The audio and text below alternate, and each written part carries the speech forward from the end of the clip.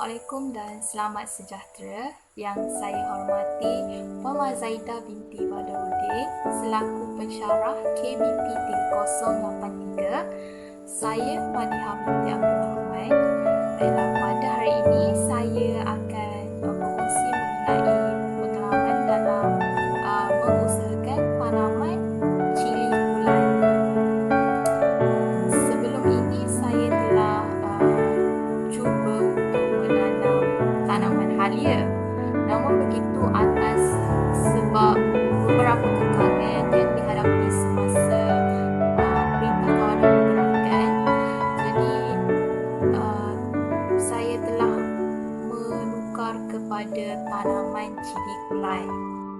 Berdasarkan apa yang saya ketahui sepanjang menjalankan projek tanaman ini, cili boleh dibahagikan kepada beberapa spesies, iaitu spesies yang paling popular ditanam di Malaysia hanya ada dua jenis, iaitu Capsicum annuum dan juga Capsicum frutescens. Nama tempatan bagi cili ialah cili cabai, cili merah dan cili hijau. Manakala nama saintifik bagi cili ialah Capsicum annuum. Ini merupakan cili yang telah saya usahakan, iaitu yang telah saya tanam dalam pasu. Okey. Dan ini yang saya tanam dalam bag. Okey. Baiklah, saya akan bercerita mengenai kebaikan cili. Cili mempunyai pelbagai kebaikan terhadap manusia, iaitu cili dapat melancarkan peredaran darah manusia. Hal ini demikian kerana kandungan dan tahap kepedasan yang ada pada cili dapat meningkatkan tahap metabolisme tubuh badan manusia, sekaligus melancarkan lagi peredaran darah tubuh badan manusia.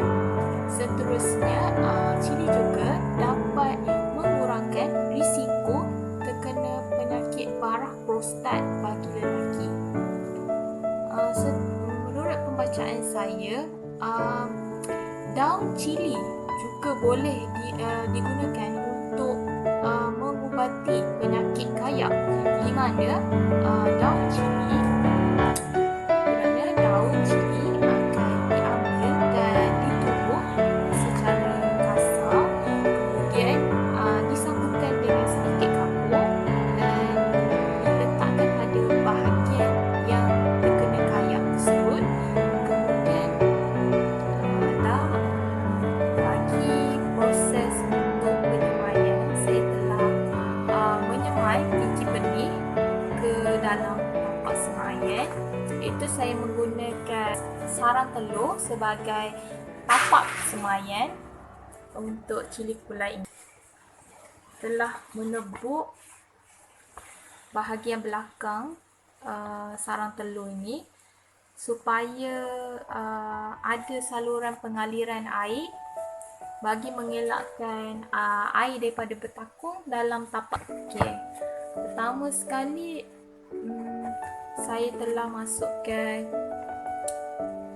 kokopit ataupun medium semaian yang saya gunakan ialah kokopit, iaitu tanah yang dicampurkan dengan sabut kelapa yang digaul sehingga sebati, dan saya telah masukkan ke dalam sarang telur ini. Proses penyemaian biji benih cili gulai ini, pertama sekali kita perlu rendamkan biji benih cili gulai ini di dalam air yang suam, iaitu sekitar 45 hingga 50 darjah Celsius selama 3 hingga 4 jam, atau ada juga yang merendam biji benih ini selama semalam. Ini adalah penting di mana kita perlu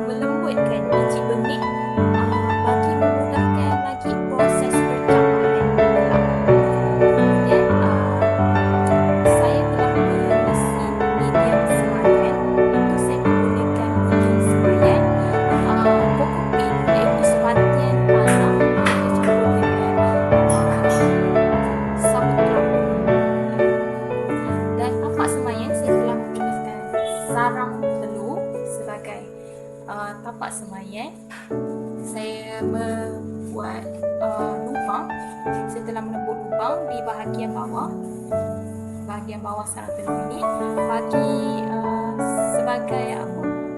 Sebagai saliran air bagi mengelakkan air daripada bertakung dalam medium semayan. Untuk tanaman cili penting supaya kita mementingkan tahap kelembapan medium semayan apabila berada di dalam tempat semayan tersebut. Namun begitu, tahap kelembapan perlu sesuai dan air yang terlalu banyak dan berlebihan sehingga menyebabkan akar cili tersebut menjadi rosak. Isi medium semayan iaitu ke dalam tapak semayan yang telah iaitu sarang telur yang telah ditepuk lubang pada bahagian bawahnya. Kemudian tanah tersebut, kokopit tersebut diisi sebanyak 3/4 daripada tapak semayan ini.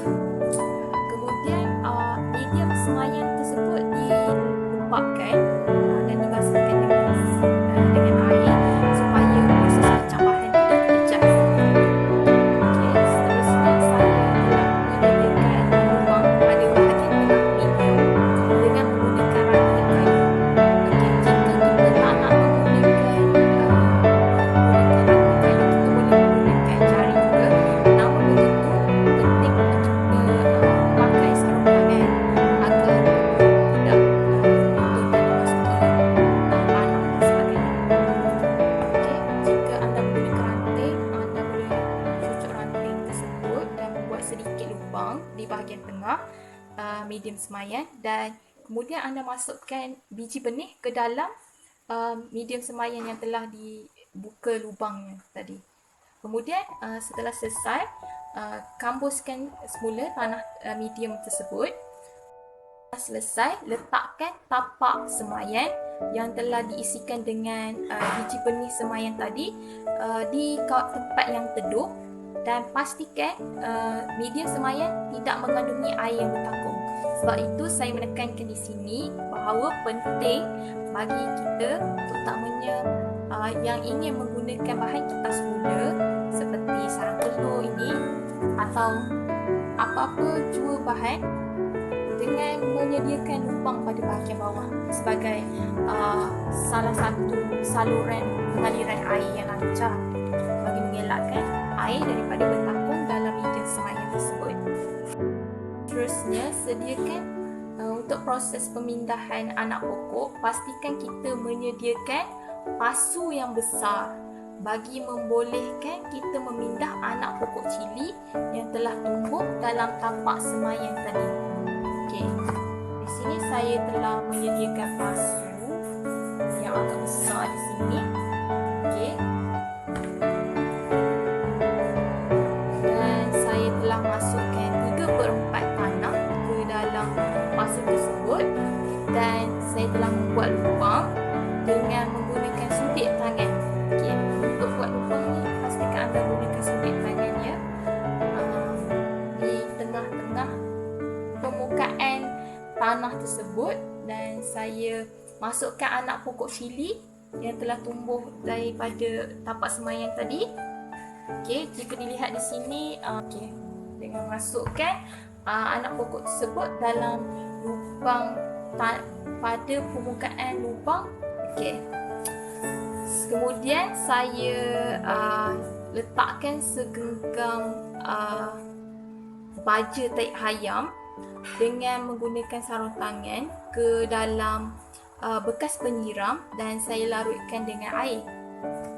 Okey, ia akan menjadi larutan baja lah di situ. Okey, kemudian siram anak pokok cili sehingga tanah menjadi lembap dengan menggunakan penyiram yang mengandungi larutan baja tadi. Okey, untuk itu penting ya untuk kita pastikan kita baja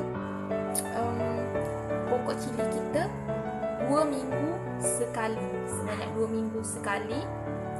Di sini saya menggunakan kaedah seperti fertigasi, di mana kita menggunakan larutan baja. Okey. Dan saya telah menyiram larutan baja tersebut di sekeliling anak pokok tersebut. Pastikan anda menyiram di sekeliling ya. Jika anda tidak mahu menggunakan larutan baja, tidak mengapa. Anda juga boleh menggunakan segenggam baja teh ayam tersebut, kemudian meletakkan di sekeliling pokok tersebut. Okey. Kemudian pastikan kalau anda tidak menggunakan larutan baja, pastikan anda menyiram pokok anda selepas anda membaja pokok tersebut. Selain itu, saya juga telah mengunjungi sebuah nursery bagi menjalankan satu sesi temu bual bagi mendapatkan sedikit sebanyak informasi tambahan mengenai cili kulai ini, dan saya juga telah mendapat tips-tips penjagaan pokok cili kulai ini daripada pihak beliau, iaitu setelah mengunjungi nursery yang terletak di Pekan Pahang. Dan antara aspek penjagaan pokok cili kulai yang secara ringkas berdasarkan keterangan beliau ialah ianya adalah sangat penting bagi kita memastikan tahap kelembapan tanah pada pokok cili ini. Hal ini demikian kerana untuk mengelakkan berlakunya kekurangan air ataupun terlalu lebih air sehingga tanah tersebut bertakung, juga akan menjejaskan pertumbuhan akar bagi pokok cili kulai ini. Selain itu, penting untuk kita mengetahui mengenai penyakit-penyakit yang sering diserang yang sering menyerang pokok cili kulai ini, seperti penyakit ulat, bakteria dan sebagainya yang boleh merosakkan tahap kesuburan daun dan juga pokok cili kulai ini. Okey, sehubungan itu kita juga perlu mendapatkan penggunaan seperti racun serangga dan juga sebagainya untuk mengatasi masalah-masalah penyakit bagi pokok cili kulai ini. Seterusnya, bagi memastikan cili kulai ini tumbuh dengan subur, ianya adalah penting untuk kita membaja cili ini sebanyak 2 minggu sekali. Okay, kita perlu baja pokok cili kulai ini sebanyak sekali pada setiap 2 minggu. Dan kita perlu menyiram pokok cili kulai ini sebanyak 2 kali sehari.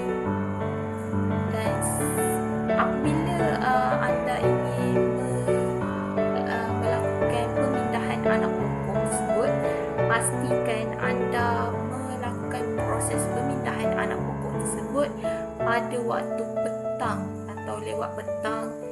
Ianya adalah untuk mengelakkan pokok tersebut daripada menjadi layu. Selain itu satu lagi penjagaannya, iaitu kita perlu membuat satu sistem sokongan, iaitu dengan mengikat pokok tersebut pada satu kayu sebagai sistem sokongan dengan menggunakan tali rapiau atau sebagainya, bagi memastikan pokok ini tidak mudah patah, terutamanya apabila keadaan cuaca yang teruk seperti bulan ini berada dalam keadaan yang baik, iaitu dengan memastikan terikan cahaya matahari tersebut tidak terlalu begitu terdedah. Sekian sahaja daripada saya. Diharapkan perkongsian video ini juga dapat memberi manfaat kepada anda semua, dan saya juga mohon maaf jika ada tersilap bicara dan tersalah kata, kerana saya juga masih belajar, dan juga saya ingin mengucapkan terima kasih kepada Puan Mazaidah kerana telah memberi peluang kepada saya untuk merasai pengalaman dalam mengusahakan tanaman